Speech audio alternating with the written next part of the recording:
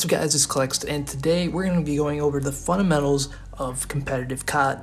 As always, let's get right into it. The things I'm going to talk about in this video, I listed in my video on how to be more consistent, but I just said these things. I didn't explain exactly how to do these things and why they are the fundamentals. So we're going to start off with the first thing on my list, and that is rotating well. And of course, that's for Hardpoint.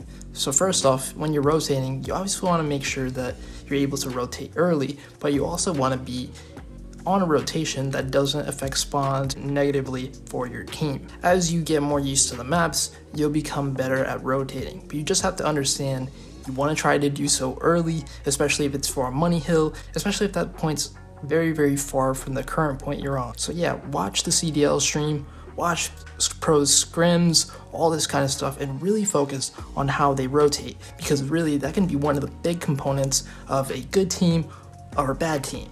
Winning a hardpoint map or losing a hardpoint map. Another thing, we talk about map positioning. It's the most important thing in Call of Duty. All the pros shoot well, even all the top AMs shoot well.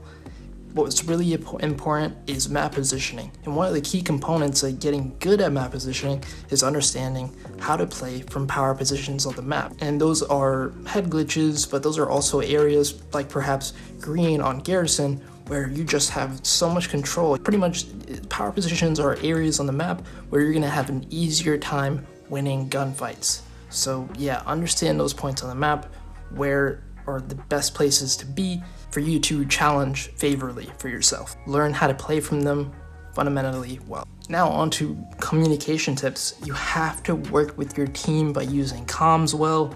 Tell them, exactly what you're doing, what you want them to do. Perhaps if you're like an in-game leader, or you're just seeing something and perhaps your teammate isn't seeing it and you want to tell them what to do.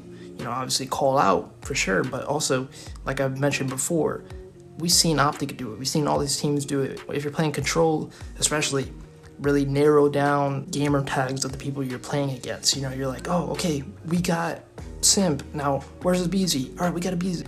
Arcides. Where's Arcides? Okay, we got Arcity. All right, Celium. Cool. New wave. Where's Simp? Oh, you called him out. All right, cool. And that's a whole rotation of next kills that you're eliminating down every wave of spawns. But also, even bigger in league play, look at your mini map. That's going to tell the whole story. That's going to tell what you need to do. That's going to tell what your team needs of you as well. Mini map tells the whole story, man. And of course, you can also see those little red dots pop up. I think people don't look at the mini map enough. The pros look at it a shit ton, dude. Almost all the time, really. Now on to aiming tips. The fundamentals of aiming in Call of Duty is centering. And if you don't know what that is, point blank and simple, it's pointing the middle of your screen where you think the enemy is going to be so you can easily snap on them. So yeah, always try to improve it. The more you understand these maps, the better your centering will be. So it's really favorable just to get those reps in and really focus on having good centering, because that's going to make your aim, your reaction time, gunfights, everything more favorable for you.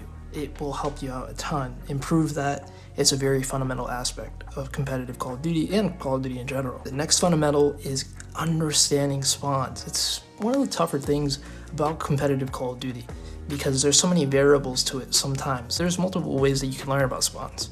Of course, obviously, there's watching pro play, the CDL especially, where you see where exactly both teams are on the map. But there's also videos you can watch on YouTube. Shout out to AK, he has a really good spawn series on his YouTube channel, link in the description below. There's also my video on how to quickly and easily learn spawns. Basically, it's just having bots on the minimap and having the minimap always on constant and playing Hardpoint with the exact same rules from the CDL. And you can warm up your shot while also learning about spawns. Yeah, that's cool, that's gonna give you an active learning style, which is similar also to just putting the reps in, man. It's fun playing league play. I'm sure you like competitive Call of Duty because it's fun, right? So, put the hours in on league play. Maybe while you're talking to your friends in Discord or something, you're not doing anything, just put the extra hours in, play league play, and that's gonna help you out a lot too. I think it's really good to get an active learning style in, rather than just a passive one where you're watching and not really interacting a lot. Spawns knowledge is huge, and you're really just going to get it in experience at the end of the day when it comes down to it, whether it's watching videos or actually playing. You know how I mentioned before, map positioning is such a fundamental aspect of Call of Duty competitive and Call of Duty in general, right? Because, well, the rest of these fundamental tips are gonna pretty much revolve around map position. The first thing is really trying to critique yourself as to whether you're knowing when it's best to push on the map or stay in a certain area. I really do recommend watching VODs and see if you're doing this. See if you're doing all the things I'm listing. Sorry I didn't really mention it at the beginning of the video and kind of through here, but hey, you made it through here, so I'm gonna give you really good advice, right? Nah, but anyways, so know when it's best to push or stay in a certain area. Sometimes you could push too far and that really negatively affects spawns for your team, the game in general. I haven't really been talking about S&D. Obviously that goes for S&D too. All these tips go for every single game mode, right? So you want to know when it's best to push up with your teammates or stay in a certain area. That's, general map positioning, right? You don't want to challenge gunfights that you're not favored to win. The big thing right now, we've had the term ego challenge in competitive Call of Duty for the longest time. And it's, it's like, oh yeah, ego challenge them. It's literally a term that we don't want to happen. You don't want to ego chow unless you know you're playing against guys that are really, really bad, right? But just all the time, really trying to challenge gunfights to your favor to win. I've been saying that since the beginning of this channel on one of my first videos about raid. And another thing, you gotta know how to play your life, especially in S&D. And you need to know how to trade well. These things, you think, oh, this is just general gameplay. No, this is map positioning. This is putting yourself in the best scenarios, playing for your life to get some information, maybe baiting for a teammate to get a kill streak, or asking your teammate to get, bait to get a kill streak. That's map positioning, right? And just, you want to play your life well. You want to be that annoying kill on the map. I think that you should strive to have good gun skill and all that, but really strive to be that guy that's just like, yo, this kid is unkillable, he's so annoying to play against, he's always going like 30 and freaking 17 or some shit. Oh my god, you want to strive to be that guy, not the guy dropping like 40 kills, kill whoring and stuff like that, So also trade well in every game mode, really be in that position with your teammates, but especially in S&D, man, you want to focus on trading. A lot of these rounds we see in professional play come down to a 1v1 because these teams are so good at trading, and you really want to try to be efficient at that, working with your teammates all the time to get that number advantage, hopefully. And you don't want to be in a spot where you're just down and out and you did some stupid decision and now your team's in a disadvantageous position because you weren't in position to trade.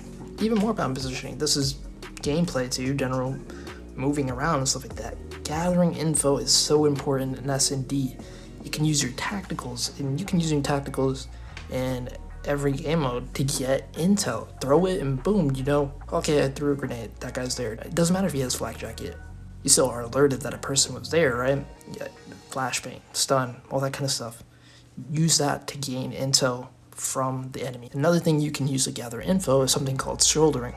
And shouldering is basically like kind of dragging your body, but just your shoulder out for a very small amount of time, and then maybe somebody shoots you, you see somebody, and you're like, oh, hey, I got the information, and then you just back on up. Shouldering is very, very good to do in COD right now as of the Cold War season. So the last tip, the last fundamental is going to be for Hardpoint. You want to have good HP setups, team pushes, as well as breaks. This is map positioning, and it is one of the hardest aspects of becoming a good Hardpoint team because there's so many variables, right? But really it's all about getting those reps in, understanding, again, the power positions on the map, the rotations, all that kind of stuff, working together as a team, as a unit to really coordinate those great breaks that you see in the CDL from the likes of FaZe, Toronto Ultra, New York Subliners, and as recently Optic Chicago with their turnaround that we saw in the Stage 3 Major, right? So I would highly recommend, though, watching New York Subliners. Those guys, man, their Hardpoint game is amazing. It was really good gun skill, right? But like I mentioned before, all the pros have good gun skill. That team is fundamentally so good at Hardpoint. I think they went on an 11 win streak in Hardpoint, so there's so many VODs to watch from them, and there's so much to really take from that win streak that they went on. I highly recommend watching New York subliners if you want to improve your hardpoint game in those 3 areas. Setting up, coordinating team pushes, as well as coordinating breaks. But alright guys, I think that's pretty much it. Those are the fundamentals of Call of Duty competitive. If you get these things down, man, you're going to be a top-notch player, no doubt about it, as long as you put the time in. So yeah, watch your VODs, make sure you're doing all of these things, and there's no way that you're not going to improve. And yeah, hope you enjoyed the video, guys. If you did, go ahead and leave a like. It'll push out the video to more people, and it will help the channel grow. And don't forget to subscribe as well if you haven't already for more videos like this. It's summertime, I'm out of school now, and I'm really going to be upping the content load on this channel and really trying to bring up the quality as well. So yeah, if you haven't already, go ahead and leave a sub. Join the Discord down in the description below. We've got like over 60 people there, and there's a lot of people looking for teammates, people to play league play with, aides. So yeah, go ahead and join. And as always, guys, it's been Clext, and I'm out. Peace.